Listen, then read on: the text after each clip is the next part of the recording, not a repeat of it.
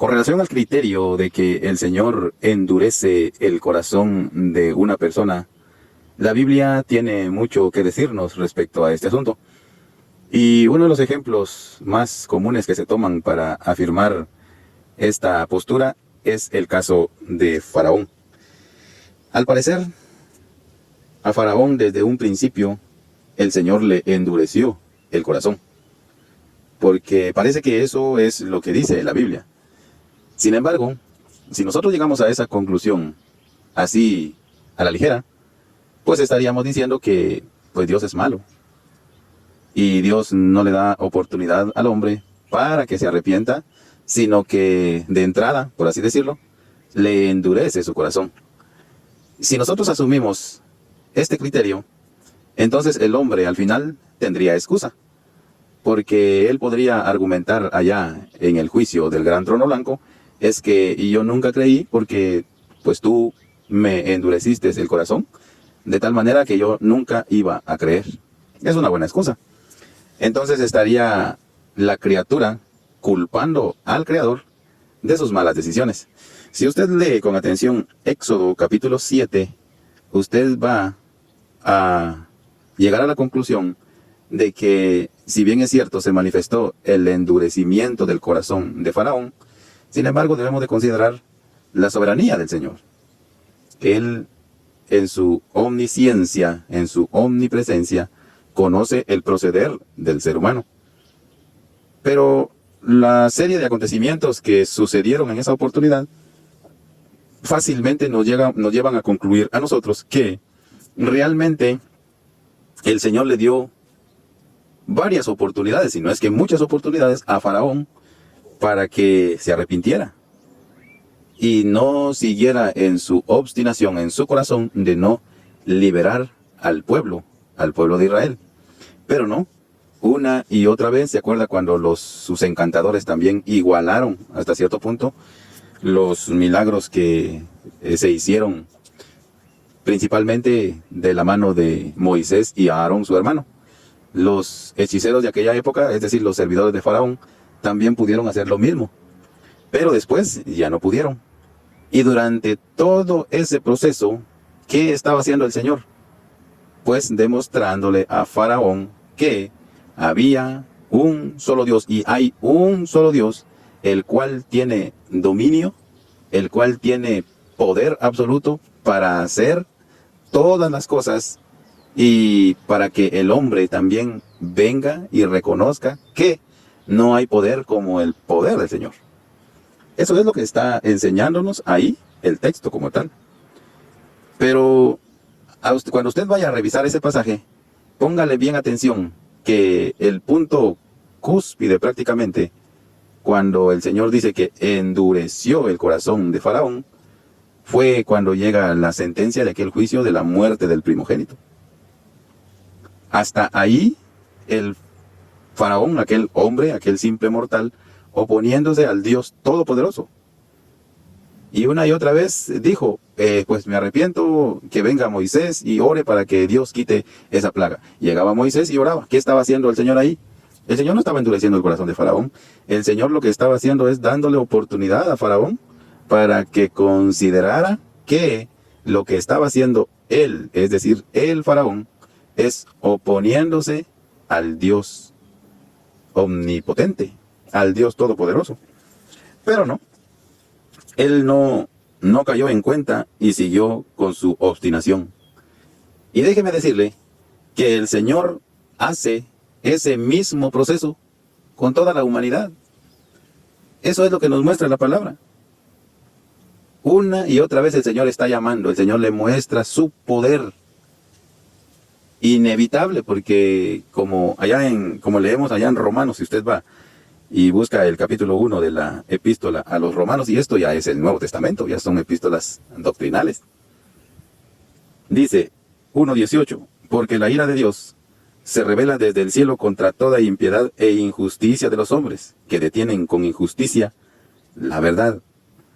Porque lo que de Dios se conoce les es manifiesto, pues Dios se lo manifestó. Porque las cosas invisibles de Él, su eterno poder, y deidad se hacen claramente visibles desde la creación del mundo, siendo entendidas por medio de las cosas hechas, de modo que no tienen excusa.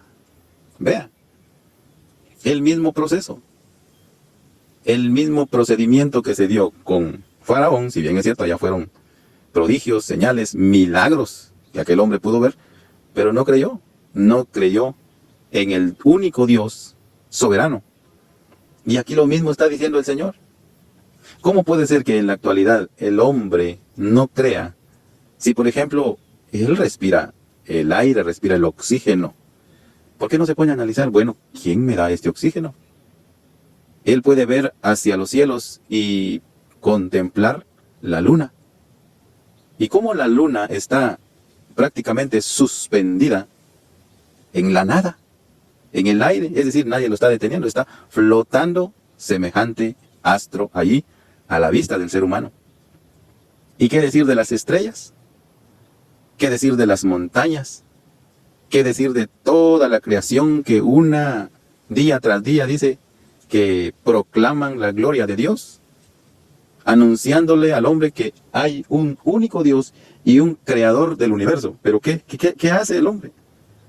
Pues no cree.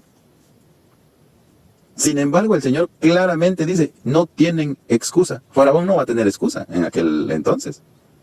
Faraón no va a poder decirle al Señor, es que yo no creí porque tú me endureciste ese corazón desde un principio. Pues si se diera ese escenario, pues Dios le puede decir, no, yo una y otra vez te demostré que había un Dios único en el cual tú debías creer, pero endureciste tu corazón. Y aquí vamos a ver qué sucedió o qué sucede. Dice que de modo que no tienen excusa. La gente al contemplar el eterno poder de Dios por medio de las cosas creadas, no pueden decir que a mí nadie me predicó. A mí nadie me habló del Evangelio, por eso es que yo no creí. No. Aunque a aquella gente nadie las llega a evangelizar, porque de hecho incluso algunas personas cierran las puertas a propósito. Los que de alguna u otra manera hemos salido a hacer labor evangelística, cuando tocamos puertas, hay personas que dicen, incluso tienen en sus puertas, nosotros somos de X o Y religión. Y algunos otros se atreven a poner en sus puertas, prohibido la entrada a los evangélicos. Así, hasta ese extremo llega el hombre. Hasta ese punto llega el hombre. Sin embargo, el Señor una y otra vez le extiende su misericordia y le dice, mira, yo te estoy enviando el sol, yo te mando el sol para que te caliente, yo te mando el sol para que haga crecer la hierba, para que haga crecer las frutas, las verduras con las cuales tú te sustentas y pues tienes ahí el acceso para poder comprarte, qué sé yo, las proteínas que vienen de la carne. Pues ¿quién hace crecer a esos animales? Pues la hierba del campo. ¿Y quién es el que sustenta a esos animales? Pues es Dios. Sin embargo, la criatura está ensoberbecida, no cree. Ahora, cuando el Señor viene y hace esa declaración, o mejor dicho, el Espíritu Santo hace esa declaración en la carta a los Romanos, el versículo 21 sigue diciendo, pues habiendo conocido a Dios, no le glorificaron como a Dios, ni le dieron gracias, sino que se envanecieron en sus conocimientos y su necio corazón fue entenebrecido. Su corazón se llegó a entenebrecer, llegó a perder la sensibilidad. Ya no razona. Eso es lo que pasa. Y no sucedió únicamente con Faraón, porque bien pudimos tomar el caso de Faraón, pero ya le expliqué que el caso de Faraón fácilmente se explica con todo lo que sucedió. Pues el primer acontecimiento que se dio en aquella oportunidad no fue la muerte del primogénito, no. Tuvieron que pasar varias cosas antes de que se llegase a dar esa última señal. Y solo ahí Faraón dijo, y ya basta, que se larguen, que se vayan. Pero fue por un momento, después reaccionó y dijo, ¿qué he hecho? Y los persiguió, y ya sabe dónde terminó su ejército. Pues la Biblia no dice si él también terminó muerto en esa oportunidad, pero sus ejércitos sí. ¿Por qué? porque el endurecimiento del corazón de Faraón llegó al extremo. Dice que el corazón de la humanidad fue entenebrecido, y no dice que Dios se los cauterizó, Dios los entenebreció, ¿no? Ellos mismos, con sus actitudes, con su menosprecio, con su soberbia, pues llegaron a parar en esa condición. ¿Por qué?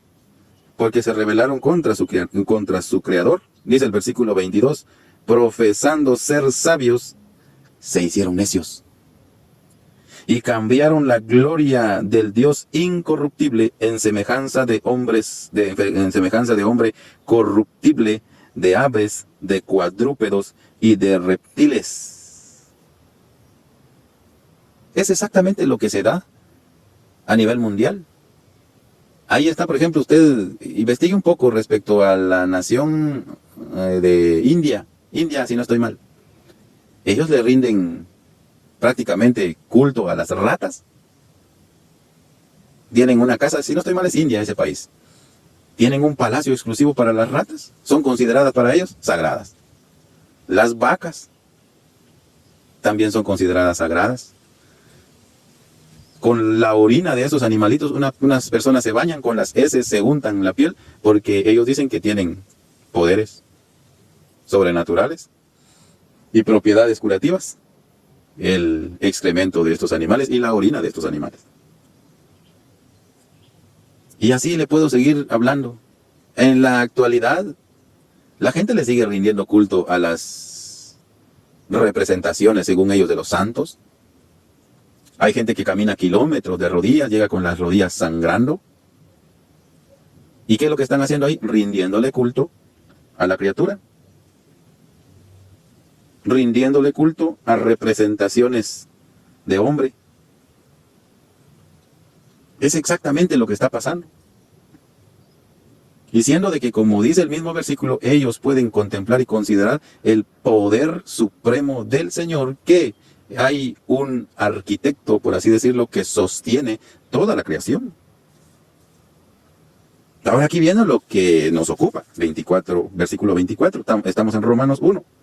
Por lo cual dice, también Dios los entregó. Ahí está, mire, es lo mismo que sucedió con Faraón. También Dios los entregó a la inmundicia en las concupiscencias de sus corazones, de modo que deshonraron entre sí sus propios cuerpos. Dios los entregó. ¿Pero por qué? Porque ellos fueron los que dieron rienda suelta a su desenfreno, a su descarrío, a su ruina. Entonces ahí sí ya entra, por así decirlo, en acción el Señor. Ya que cambiaron, versículo 25, ya que cambiaron la verdad de Dios por la mentira, honrando y dando culto a las criaturas antes que al Creador, el cual es bendito por los siglos. Amén.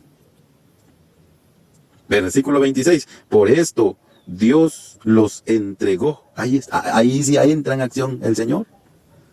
O sea, no culpemos al Señor a primera, así de entrada. No le atribuyamos al Señor de que esa gente nunca iba a creer porque el Señor desde un principio así los programó. No.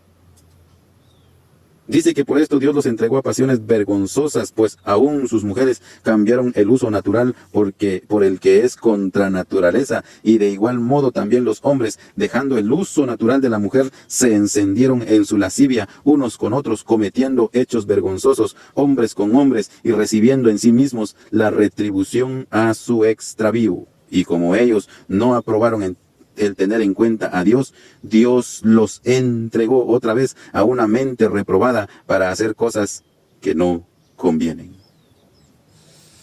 Qué maravilloso es tener la Biblia, el libro que el Señor nos ha querido dejar, su revelación que el Señor nos ha querido dejar, para que nosotros tengamos siempre respuesta a todo lo que sucede a nivel mundial. Y ahí sigue ya el tiempo es corto.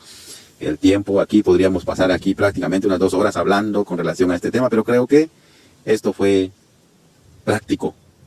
Esto fue concreto, los versículos son concretos. No hay necesidad de estarlos interpretando, no hay necesidad de estarle agregando ahí criterios que a veces hacen alejarnos de la palabra.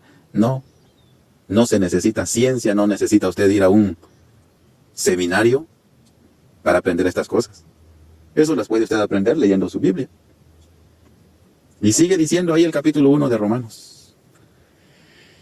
Y en el capítulo 2 de mismo Romanos, versículo 5 dice: pero por tu dureza y por tu corazón no arrepentido, ahí está, mire, atesoras para ti mismo ira para el día de la ira y de la revelación del justo juicio de Dios.